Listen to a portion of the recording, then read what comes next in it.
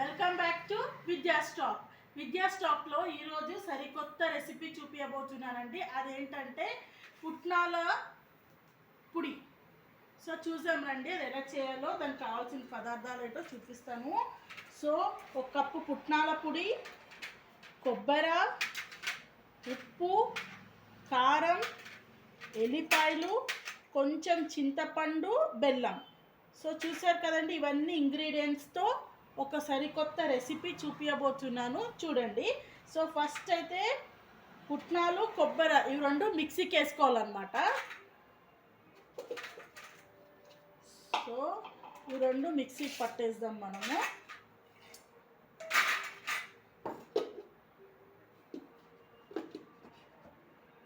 సరే కదండి, ఇలా పౌడర్ లాగా కావాలి. సో ఇందులోకి ఇప్పుడు ఉప్పు, కారం, ఉప్పు మీకు రుచికి సరిపడేంత అండి. కారం అయితే నేను 2 టేబుల్ స్పూన్ తీసుకున్నాను. సో అలాగే వెల్లిపాయలు, కొంచెం చింతపండు, బెల్లం. ఇప్పుడు ఇవన్నీ వేసి మిక్సీ పట్టుకోవాలండి మళ్ళీ ఒకసారి. సో చూడండి, అంతా మొత్తం గ్రైండ్ చేసిన తర్వాత ఇలా ఉంది చూడండి. గో వావ్, పిల్లలు అయితే భలే ఇష్టంతో తింటారండి ఇది. సో సర్వింగ్ బౌల్లోకి వేసుకున్నాం మొత్తం పొడి.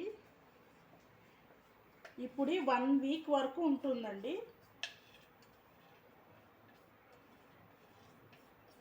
ఓకే చూడండి, ఇలా ఉంది.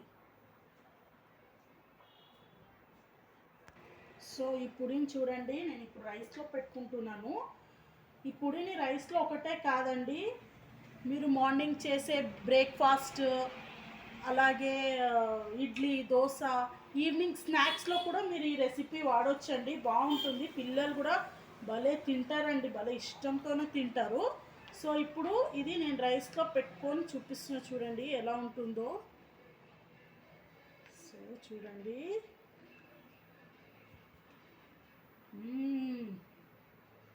వేరే లెవెల్ అండి, అంత బాగుంది, అంత టేస్టీగా ఉంది.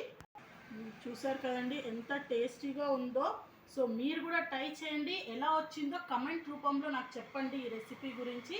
సో మీరు నా ఛానల్ చూస్తున్నారు కానీ బట్ షేర్ చేయట్లేదు, సబ్స్క్రైబ్ చేయట్లేదు. సో షేర్, సబ్స్క్రైబ్, కమెంట్ చేయండి. మరి కొత్త రెసిపీతో మీ ముందుకు వస్తాను. బాయ్.